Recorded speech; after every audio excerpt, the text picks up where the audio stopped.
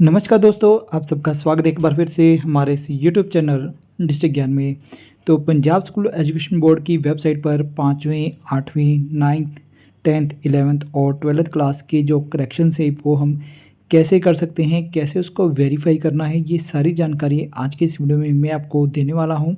तो रजिस्ट्रेशन और कंटिन्यूशन करते वक्त कुछ स्टूडेंट्स की जो मिस्टेक्स है वो रह गई थी, तो अब उनको करेक्ट करने के लिए विदाउट लेट फीस डिपार्टमेंट की तरफ से एक मौका दिया गया है, तो उनको हम पंजाब स्कूल एजुकेशन बोर्ड की वेबसाइट पे जाके करेक्ट कर सकते हैं। तो करेक्शन जो करनी है वो हम पार्टिकुलर्स में कर सकते हैं, name, father name, date of birth जैसे, या फिर फ़ोटो और सिग्नेचर को भी हम चेंज कर सकते हैं।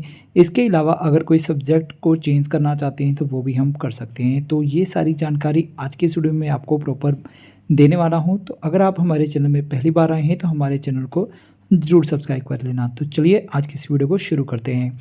तो सबसे पहले हम इनके जो पब्लिक नोटिस उसके बारे में देखते हैं कि इसकी जो डेट है वो 1 अक्टूबर से लेकर 31 अक्टूबर 2022 तक है, और जो करेक्शन परफॉर्मा है उसको जनरेट करने की जो लास्ट डेट है वो 7 नवंबर 2022 है। तो वेरीफाई करके आपने फाइनल सबमिशन करना है। तो सारा प्रोसेस मैं आपको बताऊँगा स्टेप बाय स्टेप। तो इसके अलावा जो भी आपने करेक्शन करनी है उसके जो डॉक्यूमेंट्स होंगे, जो प्रूफ्स होंगे, वो जो स्कूल हेड्स होंगे उनके पास उनको रखना होगा।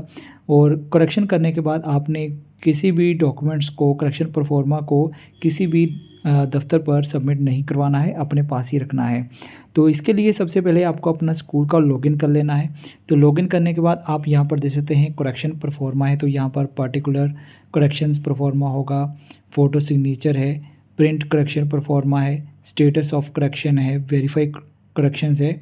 तो ये सभी जो कॉलम्स हैं वो दिए गए हैं, तो इसके अकॉर्डिंग आप अपना जो भी स्टेप है वो करेंगे।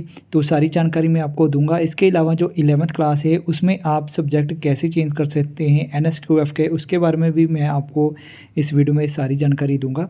तो सबसे पहले हम यहाँ पर देखते हैं कि जो पार्टिकुलर करेक्शन परफॉर्मा इसमें चेंज करने के लिए क्या करना होगा। यहाँ से क्लास सेलेक्ट करेंगे और यहाँ पर स्टूडेंट की यूनिक ID फिल करनी है। तो यूनिक ID हम कैसे फाइंड आउट करेंगे, तो इसके लिए हमें रजिस्ट्रेशन वाले सेक्शन में जाना होगा। तो यहाँ पर जो भी क्लास होगी उसको सिलेक्ट करना होगा। उसके बाद यहाँ पर स्टूडेंट का जो यूनिक ID उसको आप कॉपी कर लीजिएगा। कॉपी करने के बाद आप दोबारा से करेक्शन परफॉर्मा में आइए, वहाँ पर आपको फिर से दोबारा से जो क्लास है वो सिलेक्ट करनी होगी। तो यहाँ पर जैसे मैं 9th क्लास सेलेक्ट कर लेता हूँ और जो यूनिक ID है वो यहाँ पर मैं पेस्ट कर दूंगा। तो क्लास सेलेक्ट करते हैं। तो सबसे पहले हम 9th क्लास सेलेक्ट किया, यहाँ पर मैंने कॉपी पेस्ट कर दिया, सर्च बटन पे क्लिक किया, तो उस स्टूडेंट की सभी जो डिटेल्स है जिसमें हम करेक्शन करना चाहते हैं वो यहाँ पर आपको शो हो जाएगी। उसके बाद नीचे आपको एक सब्जेक्ट पर करेक्शन फील्ड मिलेगी। तो यहाँ पर आप देख सकते हैं, यहाँ पर सारी डिटेल्स है जो आप करेक्शन करना चाहते हैं। तो स्टडी मीडियम है, इसके अलावा रजिस्ट्रेशन नंबर है, आधार नंबर है, इसके अलावा candidate father name, mother name, date of birth है, कास्ट, रिलीजन, जेंडर, डिसेबिलिटी है, BPL स्टूडेंट है, प्रीवियस क्लास बोर्ड है। इसके अलावा यहाँ पर सारी जो डिटेल्स है वो आपको बताएगी। उसके एड्रेस में कोई चेंजेस करना चाहते हैं, मोबाइल नंबर में कोई चेंजेस करना चाहते हैं, या प्रीवियस NSQF सब्जेक्ट में कोई चेंजेस करना चाहते हैं, या NSQF सब्जेक्ट जो है वो उसको आप चेंज करना चाहते हैं, या सब्जेक्ट आपने दे दिया है NSQF उसको नहीं देना चाहते हैं, कोई और सब्जेक्ट देना चाहते हैं।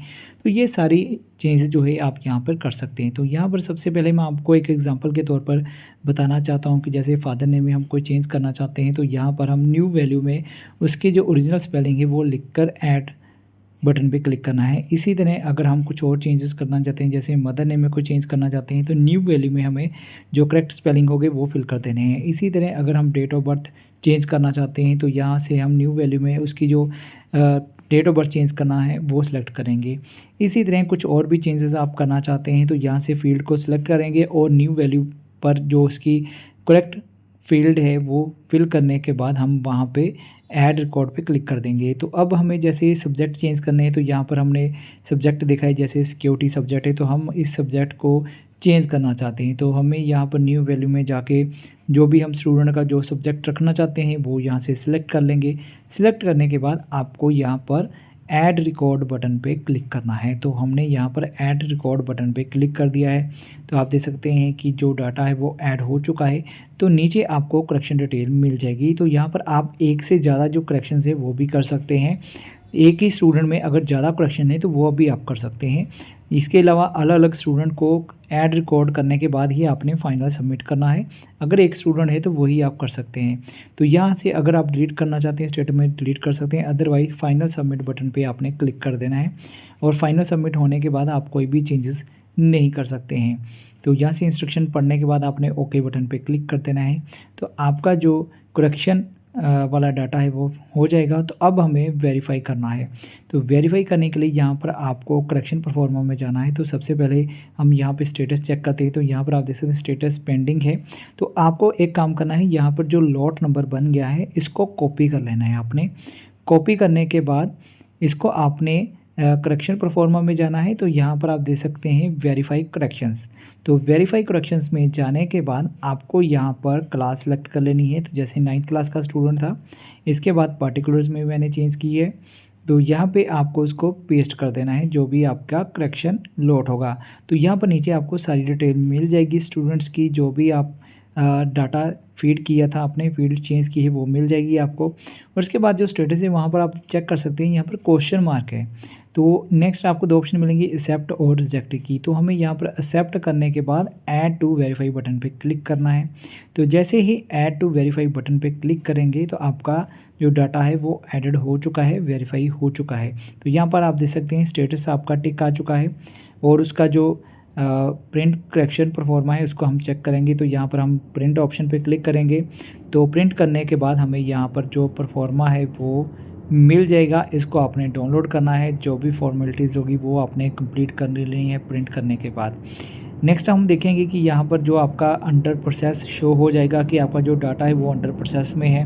अंडर प्रोसेस में होने के बाद जैसे ही आपका जो डाटा है करेक्शन जो है वो वेरीफाई हो जाएगी, तो यहाँ पर प्रोग्रेस की रिपोर्ट आ जाएगी या फिर अपडेट लिखा हुआ होगा। तो अब हम चेक करते हैं कि जो रिकॉर्ड है, नेक्स्ट हम देखने वाले हैं कि जो करेक्शन परफॉर्मा है वहाँ पर हम स्टेटस चेक करेंगे। तो स्टेटस चेक करने के बाद आपने देख लिया कि यहाँ पर अंडर प्रोसेस लिखा आ रहा है। उसके बाद हम वेरीफाई करेक्शन पर क्लिक करेंगे। तो यहाँ पर अगर स्टूडेंट को रिजेक्ट करना चाहते हैं, गलती से ऐड हो चुका है, तो यहाँ पर रिमार्क्स में एंटर कुछ लिख के यहाँ पर आपको ऐड टू वेरीफाई करना है और वो आपका स्टूडेंट जो है वो रिजेक्ट हो जाएगा अगर गलती से आपने करेक्शन परफॉर्मा जनरेट कर दिया है। तो ये करेक्शन थी, जो भी उसके पार्टिकुलर्स है उसमें हम कोई भी चेंजेस कर सकते हैं, सब्जेक्ट में चेंज कर सकते हैं। अब हम बात करने वाले हैं इसके जो फ़ोटो या सिग्नेचर है उसको कैसे हम चेंज करेंगे। तो फ़ोटो एंड सिग्नेचर पर क्लिक करने के बाद आपने यहाँ पर उसकी क्लास सेलेक्ट कर लेनी है। सिलेक्ट करने के बाद आपको यहाँ पर उसका जो यूनिक आईडी है वो फिल कर देना है, कॉपी पेस्ट करके फिल कर सकते हैं। उसके बाद सर्च बटन पे क्लिक करना है।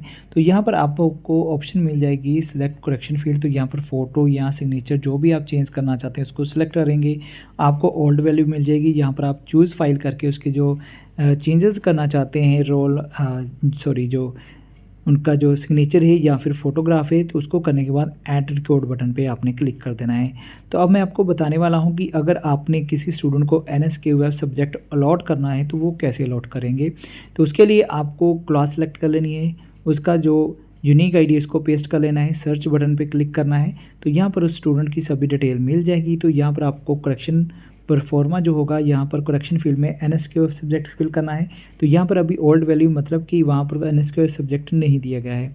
तो नेक्स्ट वैल्यू में देख सकते हैं जहाँ आपने जो भी सब्जेक्ट प्रोवाइड करना है स्टूडेंट्स को, सिक्योरिटी है या कोई और सब्जेक्ट आप देना चाहते हैं NSQF का, तो वो यहाँ से सिलेक्ट करेंगे। सिलेक्ट करने के बाद ऐड रिकॉर्ड बटन पे क्लिक कर देंगे।